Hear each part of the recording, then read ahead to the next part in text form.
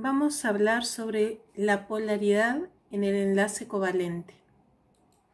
Para poder hablar de enlace covalente polar, primero tenemos que conocer el concepto de electronegatividad.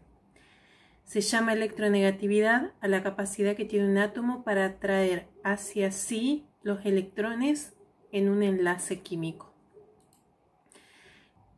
La electronegatividad es un concepto relativo porque solamente puedo medirla cuando comparo un átomo con otro.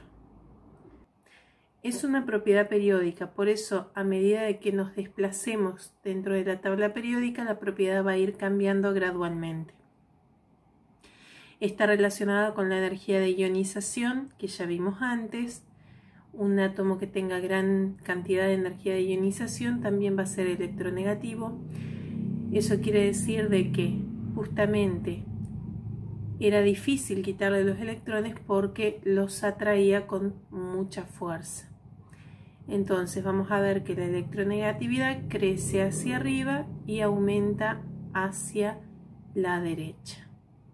¿Para qué nos sirve esta propiedad o por qué tenemos que tenerla en cuenta en el enlace? Por ejemplo, si tenemos el caso del cloro, cuando se combina con el mismo, cuando se combina con hidrógeno o cuando se combina con sodio.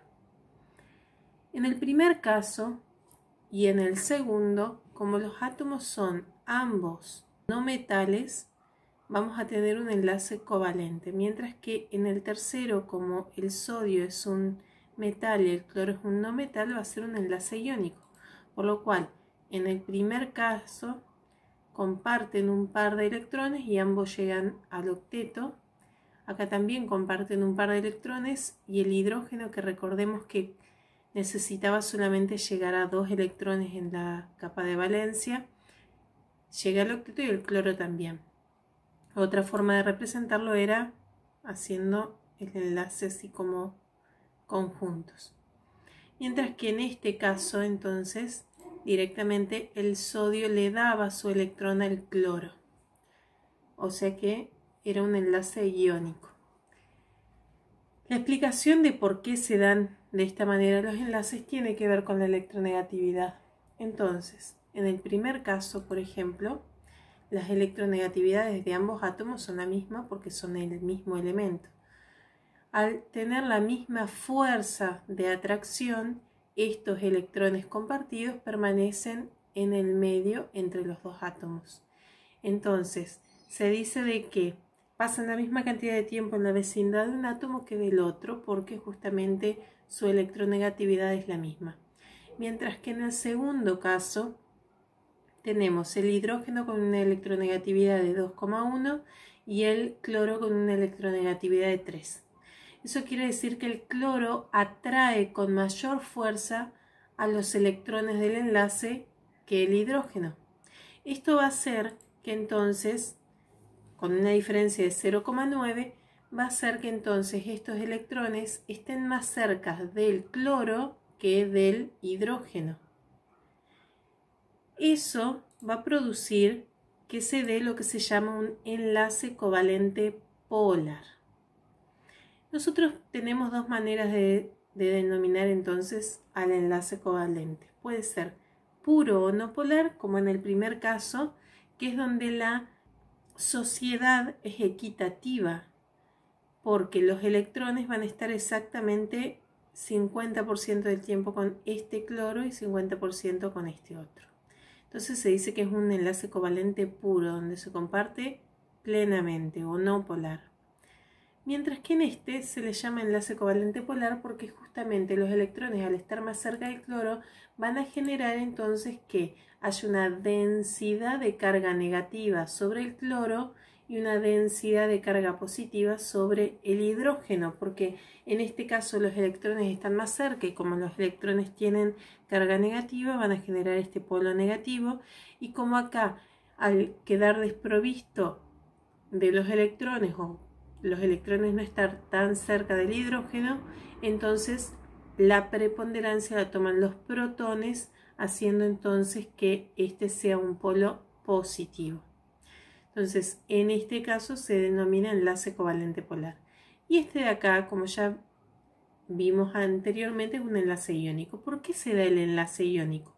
Justamente porque la diferencia de electronegatividad en este caso es tan grande que el cloro, que tiene una electronegatividad de 3 con respecto al sodio, que tiene una electronegatividad de 0,9, hace que directamente está la fuerza de atracción del cloro que le quita el electrón al sodio, generando entonces un enlace iónico.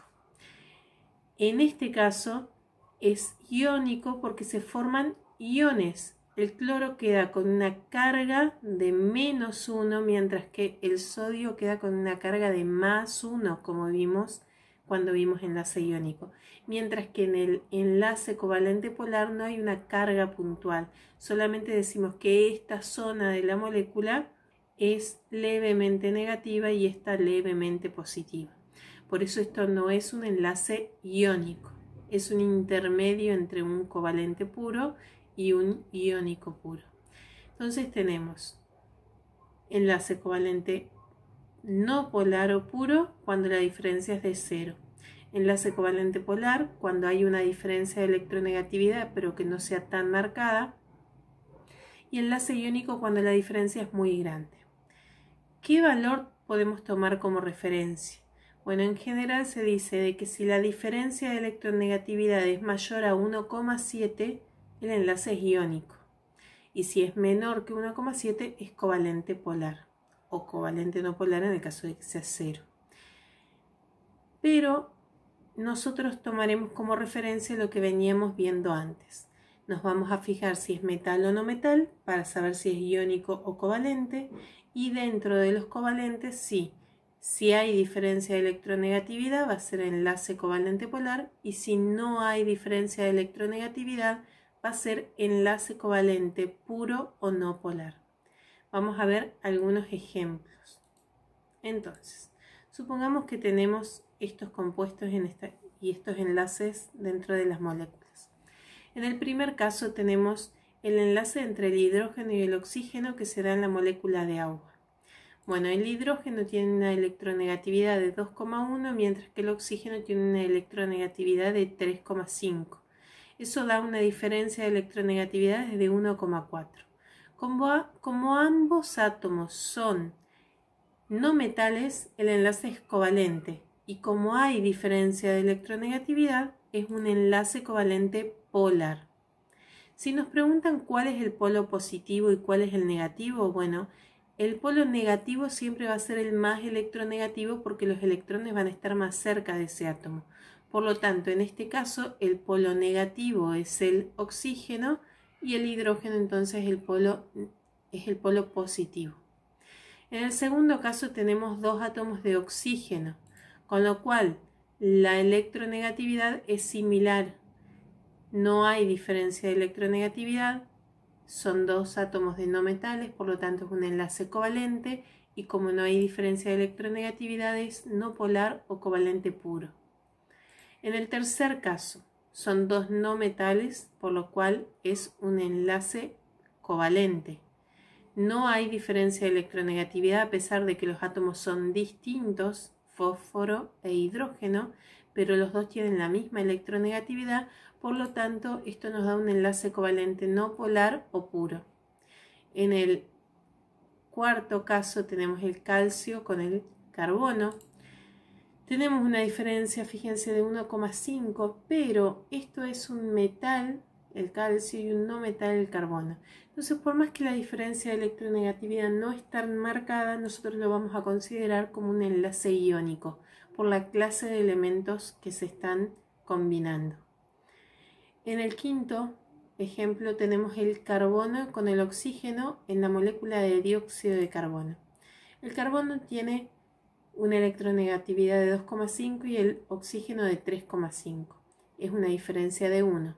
Y como ambos son no metales, decimos que es un enlace covalente polar, en donde el polo negativo va a ser el oxígeno, que tiene mayor electronegatividad, y el polo positivo va a ser el carbono, que tiene una electronegatividad de 2,5. En este caso tenemos el potasio con una electronegatividad de 0,8 y el flúor con una electronegatividad de 4. tenemos una diferencia muy grande de 3,2 y en este caso es un metal con un no metal y ya la electronegatividad lo predecía, es un enlace iónico.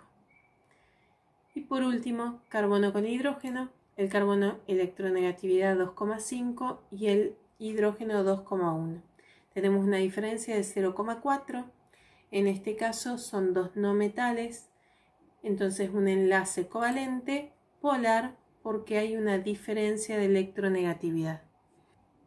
Como el átomo más electronegativo en este caso es el carbono será el polo negativo y el hidrógeno será el polo positivo.